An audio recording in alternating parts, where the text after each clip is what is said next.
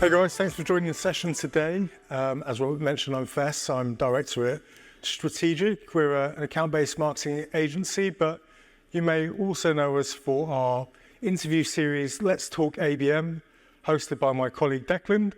And we thought we'd do a little bit of a ABM live type session today, which is going to be Andrew talking through his ABM journey at AVEVA, and with a focus on some strategic account activity with GSK.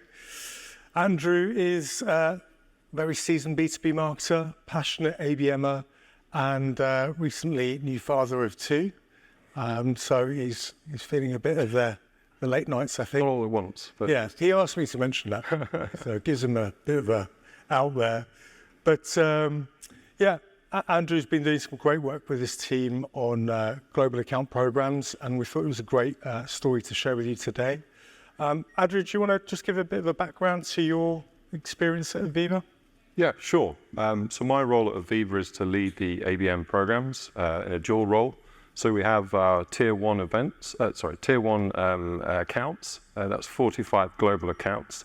Our team act as the ABM leads for that, working with the global account managers. And the other part is acting as a center of excellence for our regional marketing team, providing the support in the regions to run their own ABM programs. Brilliant. And Andrew, do you want to give a little bit of a background to who AVEVA is as a business? Sure.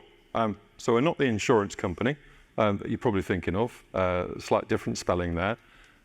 We actually started here in the UK, out of Cambridge University in the 60s as CAD Centre. And the start product that we had was plant design. So the schematics of an entire power plant were built using our 3D design software back in the 60s. So it's come a long way since there, lots of acquisitions, a huge amount of acquisitions, and a huge portfolio since then. And it's bucketed into three main areas, design and build. So we have 3D design software that helps big industrial clients build their big power plants and manufacturing plants. And then we have software that helps those companies optimize those plants and also operate those plants. So huge in industrial sector space. Yeah, and I think you've got, through the acquisitions that you've had through the business, there's been quite a lot of different products and services brought into the company, a broad portfolio. And part of your ABM approach is how to kind of clarify that value proposition. And just moving on from that, I mean, what was the key challenge that you had there at AVEVA? Well, because of all the acquisitions, people, even our own customers, don't know what we sell. They might have bought from us an operations product in the past that was a brand in its own right, and now they are a customer, but they don't know AVEVA. So it's the difficulty we have as a company is selling our entire portfolio. We have a portfolio that can go from the point at which they create a plant to operating and optimize it, but for the most part, our customers are using a single product or a few products out of that. So that's a big challenge we have as a wider business, is how do we make our customers aware? These are huge enterprise companies located all around the world. So how do we make those aware of what we have as a wider portfolio and our value proposition as a united AVEVA? Yeah, so one of the key challenges we often see is that shifting of perceptions. It could be that you have quite a complex value proposition and you're trying to really clarify that message to the market. I think that was one of the scenarios that we looked at here. And just touching on that, why was ABM the right solution for this issue? Well, it's not going to fix the problem for sure, and that's something our strategic leadership team are looking into, about uniting us as a business, but it can at least help the problem within our biggest accounts, and those strategic accounts that account for a huge amount of our revenue as a business. So, it's about improving our reputation in those accounts, our relationships, as we're going to talk about with GSK, in order to generate that revenue. Yeah, I think you touched on previously that the fact that this was really aligned to the CEO's vision for the business as well, the 5-year plan. Yeah, for sure. Our CEO quoted, I think, early in the sales kickoff about businesses that use data, industrial businesses that use data are going to grow 3 times more than those who don't. And it's about our ability as a company to talk in the language of the customer and talk through their pain points in order to best solve those problems. So that's really what he's made. So out of the 4 strategic pillars of success as a business, 3 of those are all about customer centricity as such. Yeah, and we'll come on to that point about alignment later, but it's really powerful if you have that top-down vision from the leadership team, and you can align that with the objectives of the ABM program, particularly when you're talking about the 3 R's of ABM and that reputation piece. I guess talking about that vision for ABM, did you have to champion ABM a lot within the organization? Yes, and I still do. It feels like on a daily basis. And that's not just with sales. I hear other people talking about relationships with sales, but for me internally, the biggest challenge is our own marketing team.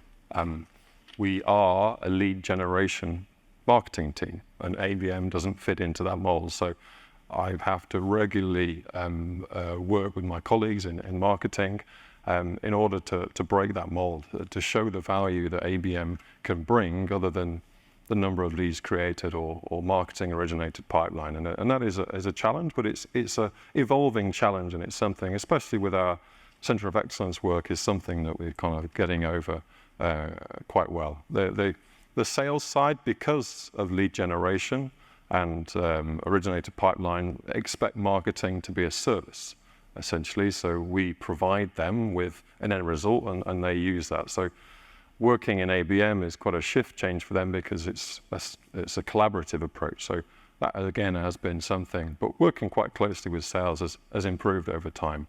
But yeah, continuously championing. Yeah. And I know that your team are quite strategic in their approach. You've got a great team of ABMers that you work with. And that shift between that lead generation mindset to more of a strategic ABM approach has been key. Is there anything that you could talk to around that slight shift in mindset, particularly maybe working on these larger accounts where you have that longer term view of an account versus short-term lead generation tactical campaigns? I think it's just been working with sales to be brought in the bigger picture, seeing it as a long-term collaborative project as opposed to just a short-term quick win. We do a little bit of the short-term stuff to get the buy-in initially, but it's all about sort of managing expectations and talking about the bigger picture. And the good thing is the account managers we work with are not sort of working quarter by quarter or month by month. They're looking at this account that is doing multi-year deals. So to them, it makes sense. And account-based marketing is something, for the most part, that they're sort of bought into. Yeah, I think that's a really key point when you talk about why one-to-one ABM makes sense in certain scenarios. You know, I often have conversations when I'm running workshops with teams and they're talking about a one-to-one style program. And actually what they're talking about isn't a true strategic one-to-one ABM program. They're probably talking about something much more tactical, almost one-to-one light, which we would class slightly differently. It could be more deal-based marketing, or it could be a more personalized one-to-few approach. For me, this scenario that we're going to go into in a minute with GSK is a real true one-to-one strategy where you have an enterprise account, very long sales cycle, maybe multiple deals within the account, and you're trying to provide coverage within that account, versus something where people look at engagement with a single contact within a company and they're classing that as one-to-one. I think in the traditional sense of ABM, that's not a pure one-to-one strategy, but I think that terminology gets mixed up sometimes. But just moving on to the kind of key topic for today, why was it that you selected GSK as the right account for this program? Well, 2 reasons. The first one is very scientific, and the second one was very political. The scientific one, we used Forrester's sort of model. We already had 45 accounts to start with, and we used the matrix of scoring against the opportunity value, the cooperation value, and the achievability value. So we mapped against all of the global accounts, all 45, and GSK came pretty high up within that. The political reason is we as a company have been very dominant in a few key industries, oil and gas and energy to be specific. And the CEO and the sales leadership see growth in other industries. So aligning to that sort of area of trying to diversify into different industries was another key factor in it. So putting those two factors together was the reason why we chose GSK. And the account manager was very, very keen. That always makes a difference. Yeah, I think that alignment with sales or account management is key. Oftentimes, people view account selection in a little bit of a black and white binary view, where it's like these accounts tick these boxes. But then when you actually speak to certain sellers in the organization, you're trying to understand how committed they are to the program, if they'll champion ABM in the organization with you, help secure budgets, those kind of things. Those are all the gray when it comes to selecting the right account for the right program. That doesn't always come out through spreadsheet analysis or technographic analysis of your accounts. So I think, like you said, you're going to have a couple of different layers there of your account selection process. Some of it is defined by what you know about the account, and then some of it is defined by the internal stakeholders that you're working with on that account, whether it's marketing, sales, leadership, etc. So yeah, hopefully there's some key takeaways there for everybody. By the way, we're going to do a little bit of a Q&A at the end of the session. So if you have any questions on any of these topics, do save them up and we'll cover them at the end. Can you talk us through a little bit about the building blocks for your strategy development with GSK? Yeah, sure. So just to put it into a bit of context for the ABM program. So the reason why we embarked on this with the strategic ABM agency was we really wanted the sort of best-in-class one-to-one program. So we've been running one-to-one programs and one-to-few programs with our global accounts for a couple of years. We really wanted to elevate that and create a program that was our North Star internally that we could potentially build on and scale moving forward. So I just wanted to put that out there to give a bit of context of why we're up here today. So the building blocks for me, the first part was working with the agency and the account management and the CSM team to, that workshop, the initial workshop. And that was a really insightful experience. Too much as a team, we've been reliant on systems and data and systems. And I think some other speaker mentioned about, systems can only say a certain amount, but when you actually speak to the people who deal with these accounts day to day, you learn a huge amount. And with GSK specifically, we've had one product within GSK that was a very successful product, but like I mentioned before, there's a huge value for all of our products in these accounts. And GSK had absolutely no idea who AVEVA was outside of the company we bought called OSI Soft Pi, and they just saw us as Pi, the company that they bought from in the past, and just continuous renewal. So there's a huge amount of reputation building that needed to be done there. And another part about that workshop was, to have those conversations about the wider portfolio. We couldn't just speak to the guy in the digital transformation manager because it's a much bigger part of the conversation. So we needed to elevate our conversations with more the executives, the C-suite, who are making that wider strategic part, as opposed to speaking to the line of business management who only want Pi or only want our engineering solution. So that workshop was a half-day workshop, a lot of effort for everybody involved, but really opened up a huge amount of sort of ideas about where do we want to be and how can we potentially get there. And then the next step really was then building on those insights about what do GSK actually, what do GSK want to achieve themselves? A big part of that was the factory of the future. So they are innovating. They want to bring their vaccines to market closer in a faster point of market. They did the COVID. We helped with that in terms of bringing the manufacturing operations, making those faster. But how do we articulate ourselves in what they're trying to achieve with this factory of the future? So out of part of that insights then went into the value proposition. of how do we articulate what we're trying to sell in what they're trying to achieve. And that value proposition work was really transformative as such. So they were the early building blocks. Yeah. Yeah, and I think your point on the discovery workshop and what we call empathy mapping is key. Sitting down with all the key stakeholders who are working on that account, sales, account managers, really understanding what do they know about that account at a detailed level. Because I'm sure if you're familiar with ABM, you know the power of insights, and there's a couple of different levels to insights. There's the research piece, but the actual insight comes through the learning of the account and what you can bring to that value proposition.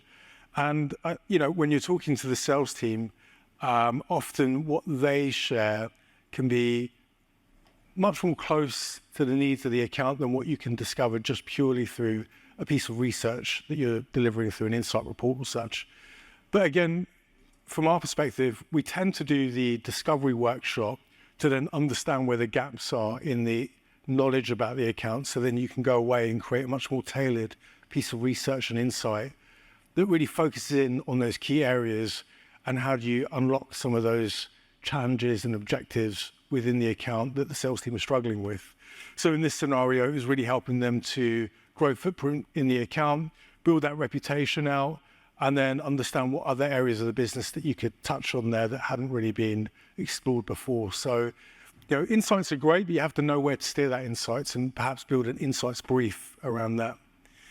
Did you want to talk about the three pillars of the value proposition? Yeah, sure, yeah. So, if I remember them. So GSK really wanted to innovate. My notes here. My memory is terrible, sorry, bad night's sleep. Innovate, local care, and I think it was insights as well. I think those are the three ones. So it's really about how do we articulate our message around what they are trying to do within those three pillars that they had, and reworking our messaging strategy, which was really, in the past, our messaging strategy was to talk about ourselves. We are a product-led business. We have BUs who are very product-focused, and a lot of our messaging becomes product-focused into the market. So trying to sort of wrap that product focus around what it is exactly GSK, what are trying to achieve in those three sort of strategic pillars is how we built out our messaging framework with the support of strategic ABM, and getting that message in front of them so it's more relevant and cuts through the noise. The C-level or VP level of GSK are probably going to be inundated with messages from every tech supplier out there. So it's how do we cut through that and make it as relevant as possible so that we can build those relationships with the right people. Yeah, really matching and customizing your value proposition to the needs of that account based on insights and knowledge about that account, rather than just taking a generic value proposition to market there. Brilliant. And what did you learn from that process, from that insights and value proposition work? As I said before, the insights is not to rely solely on systems, hear from the people who know the account, take that time to interpret what they're saying. And the value proposition, really, that the learning was internally.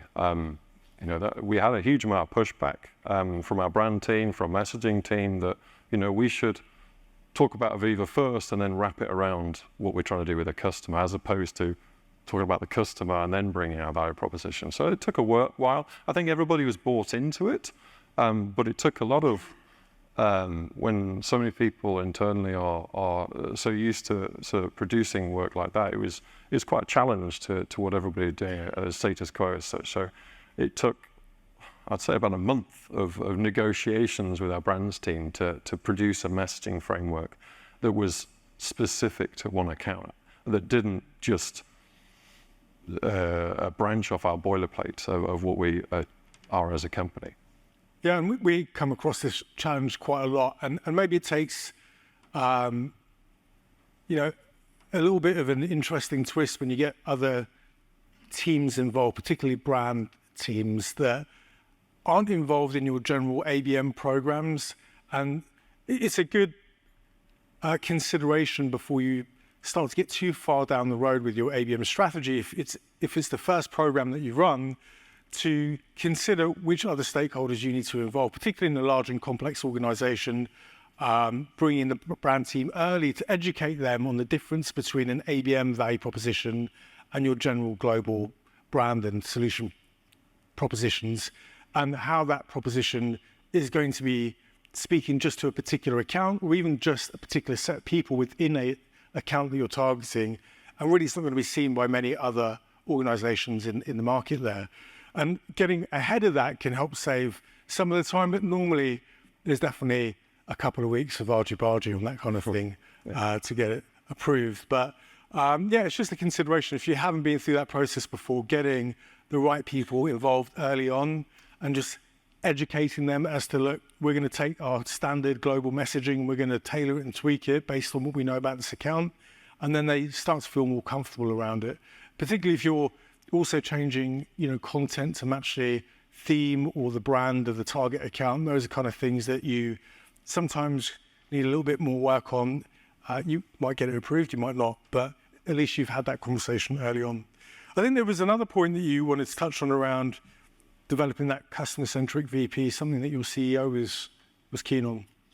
Yeah, I suppose going back to the point earlier about the sales kickoff is CEO talking about, making sure that we talk in the language of the customer, is that we can be so internally consumed in building out our marketing message and our sales sort of approach that it's very important to always think of the customer as a central point, and to think of what their needs are and ensure that we are, articulating ourselves in the needs of the customer as opposed to what it is we're trying to sell that month or that quarter as such. Yeah, I think another key point there is a lot of teams that we work with have been very successful up to a level with their standard content and product marketing narrative. And then they come up against a bit of a wall in certain accounts, and that can be broken down through taking that more customer-centric messaging, ABM messaging approach, where you're really lining your value proposition with the needs of the customer, using their language in your messaging at some level, really helps, like you say, cut through the noise. Because there'll be some accounts where they're so ingrained in the way that they've always done it that you really need to shift their perspective to get them to change. Particularly in the current climate, it takes a lot more to get people to change from the status quo, especially when there's more risk attached to things. Just moving on from that, how did you bring the actual GSK campaign to life? So this, you can see up on screen, we had a three-phase approach. Really, first part was awareness, making sure that we, I mentioned before, we have one or two contacts in GSK. It's a massive company, massive buying group, lots of manufacturers all around the world. They weren't aware of us, so how do we basically get in front of them in the most cost-effective way? So we used a Kickstarter campaign, so we sort of warmed up the account essentially by promoting a dedicated microsite, phase one of the dedicated microsite, using our existing pharma content and putting it in there so that we could get it into market fairly quickly and promote AVEVA, what we stand for, and how we can offer them that value as such. And then at an influence sort of stage, the next stage really is, you can see up there, Kiva, our Chief People Officer, is the exec sponsor of GSK for every single global account. We have an executive aligned to that to help build those executive level conversations. So this is basically a pitch of her talking about how important GSK is to us, so we can use this at scale. This is on their website, and really trying to get in front of those executives as such. And at the same time as this, Matt, who is the account manager, really working on sort of social selling and promoting this page as well, both at in-person meetings, trying to get his champion internally to promote this internally, as well as going to various conferences using LinkedIn as such to really get our sort of awareness and influence into the market.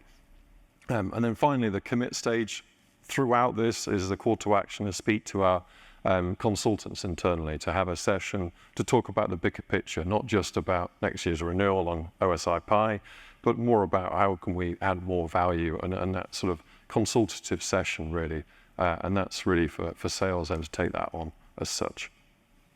Yeah, and you broke that down in some key stages there: kickstart, campaign activation, the awareness piece, the influence stage, and the commit stage. And oftentimes in our programs, we're driving accounts towards that commit stage, key workshop, executive engagement program. But you mentioned also the kickstart activation. I think that's a really interesting point, particularly when you're talking about strategic accounts and these accounts where there's quite a long and complex sales cycle. And we were discussing earlier the value of kickstart and testing and launching something, potentially using existing content that's reframed in the updated value proposition and GSK narrative. Maybe you could talk a little bit about the power of kickstart there. Yeah, I think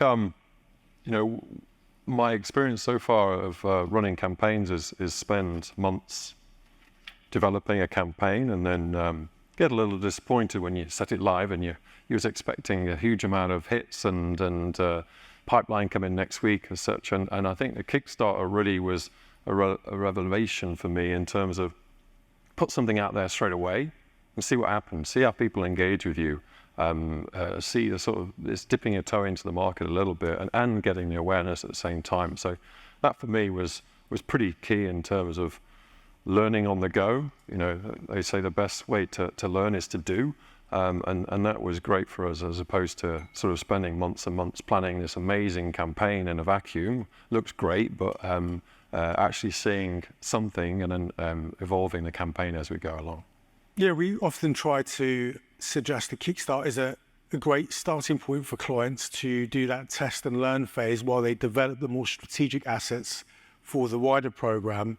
Kickstart can allow you to test messaging in channels like LinkedIn. It allows you to test content formats. It allows you to, get into market quickly, so that when everybody's asking, when are we going to get into market, like they wanted it 5 weeks ago, you've actually got something running and you're actually creating more of the awareness, influence, commit stage assets in the background.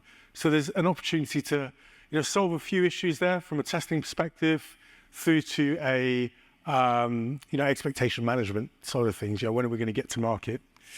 Just on that point, the previous point, we identified 8 executives. It wasn't just a broad campaign to GSK. We identified 8 executives, and we came up with some very ingenious ideas of getting in front of them through the agency as such. But we use digital because, as I'm sure you're all aware, it costs a huge amount of money to do other things. So we use digital in a kind of a good way. We produced very, very personalized at a person level content directed at these 8 executives, based on calling them the power players. They are in an industry where a powerful position, in a pharma industry, and it was just sort of heeding to their ego as such, and basically saying, you guys are developing the future, and we can help you as a strategic partnership build that future, essentially. So that's a key part of our messaging, really, is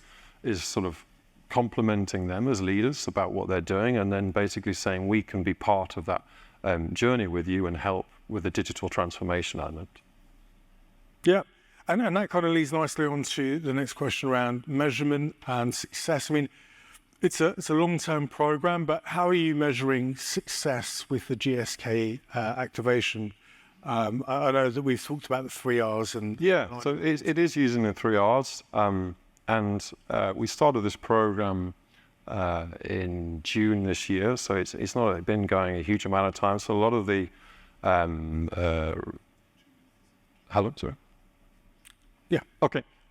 So we have 2,000 people visiting that microsite, so there's quite a lot within the reputation. So people are engaging with that site. From that, we've got around 46 people that we know from GSK who have engaged. And then those people who we know have engaged, new and existing, are linked to about £7 million worth of active pipeline. So it's having an influence on that pipeline that we hope will grow over time. But it is a long-term, those are very superficial numbers, but it is a long-term play. And the account manager is absolutely loving it. He's using it on a daily basis to promote the content as such. And we're getting told we're coming to the end now. So greatest learnings, what have been your top takeaways? I think I've already mentioned it's the value proposition in the Kickstarter. Really, instead of talking about ourselves, talking about the customer, building that value proposition. It's hard to do on a one-to-one because you got to do a huge amount of insights, but that's been a real sort of revelation, as was the Kickstarter, just getting something out there quickly so you can learn on the go. And yeah, that's it, really.